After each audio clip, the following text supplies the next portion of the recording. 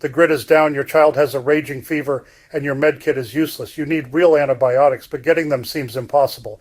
Many believe you have to break the law to get truly life-saving medical gear. You don't. In this video, I'll show you the legal workarounds to stock the forbidden supplies that could mean the difference between life and death.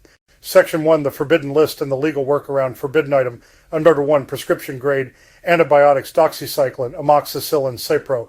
These little pills are gold when infection sets in, but good luck walking into Walgreens and saying, yeah, I'll take 500 Amex. Please.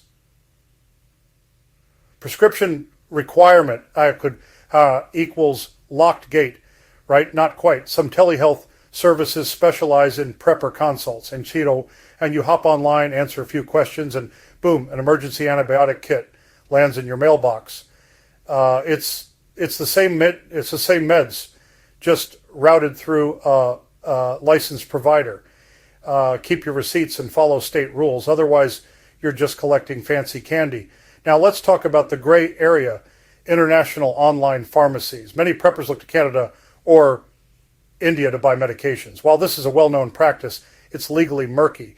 And in most cases, it's illegal for individuals to import prescription drugs into the U.S. for personal use. However, the FDA often uses its discretion for personal use quantities, typically a 3-month supply, if the drug doesn't present an unreasonable risk. Canadian sites like Canada Drugs Direct or northwestpharmacy.com are often used, but many still require a valid prescription from a doctor, which can sometimes be handled via a co-signing process with a Canadian practitioner. Pharmacies based in India, a massive producer of generic drugs, are another route people take through sites like One Bar at Pharmacy or by using medicine couriers. This path carries risks of receiving counterfeit products or having your package seized by customs, so it's a significant gamble. Hello, fellow preppers and survivalists. I'm Suburban Prepper, a board-certified family nurse practitioner with a boots-on-the-ground background. Before my clinic days, I served as a combat paratrooper and flight medic with the elite 160th Special Operations Aviation Regiment and the Indiana Army National Guard.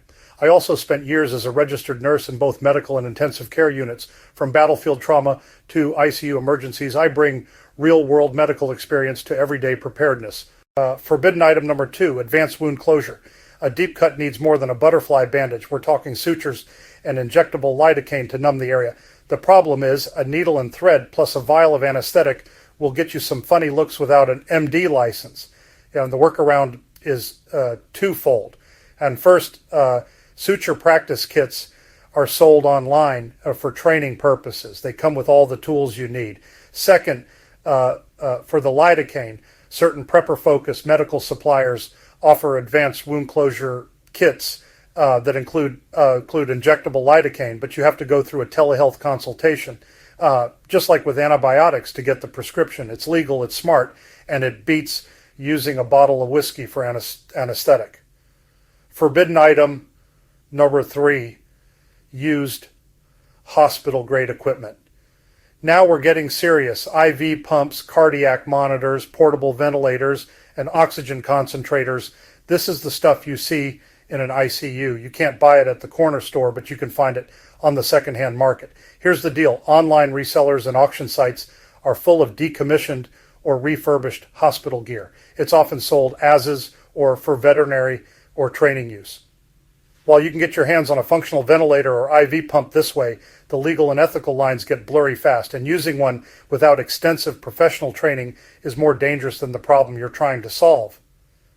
This is for the most advanced preppers who have legitimate medical training. Forbidden item number 4, advanced diagnostic and life support tools, AED, defibrillators, and oxygen machines seem out of reach because they require training or prescriptions. Consumer models are your friend here. AEDs sold for home or public access use don't ask for a medical license. They just talk you through the steps like a very calm GPS. For oxygen, you can't just buy a tank of the Tawaxoi, but you can legally purchase a portable oxygen concentrator online. These devices pull oxygen from the ambient air and are marketed for conditions like COPD, but they require a prescription, which again can sometimes be obtained via telehealth, consults for emergency preparedness. As a former 160th SOAR flight medic and current nurse practitioner, watch my video, Who Dies First When SHTF Combat Medic Explains. In the video, I break down the harsh reality of who survives and who doesn't. When disaster strikes and medical resources vanish, vulnerable populations like diabetics, transplant recipients, cancer patients, and those with disabilities are at the highest risk in SHTF scenarios. Understanding these medical preparedness fundamentals is crucial for your family's survival. Forbidden item RT5. Veterinary antibiotics, fish mox, bird mice, and calcillin. Sounds like a bad Saturday morning cartoon, but the pills are chemically identical to the human versions. Legally gray? Absolutely. Practically life-saving. Ask the guy who cleared his wife's raging UTI when every pharmacy shelf was bare. If you go this route, triple check dosage charts from a legit cross-reference guide. Still, nothing beats getting human-grade meds through a real prescription when you can. Build credibility and safety check. Gear's only half the story. You can own a ventilator, but if you think YouTube University makes you a respiratory therapist, you're a danger to yourself and others.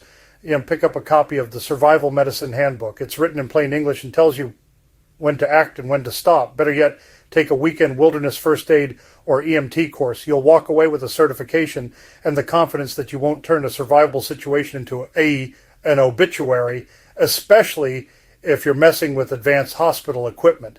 Fellow preppers and survivalists, I put together an Amazon storefront packed with the best gear, tools, and essentials to help you stay prepared for anything. As an Amazon associate, I earn a small commission from qualifying purchases, which supports my mission to share prepping insights and recommendation. The link is in the description.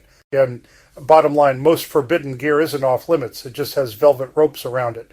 Learn the rules, respect the law, and you can stock a kit that would make a hospital pharmacy blush. Getting the gear is the first step. Getting the training to use it safely is the one that really matters. This is survival. This is resilience. This is Suburban Prepper.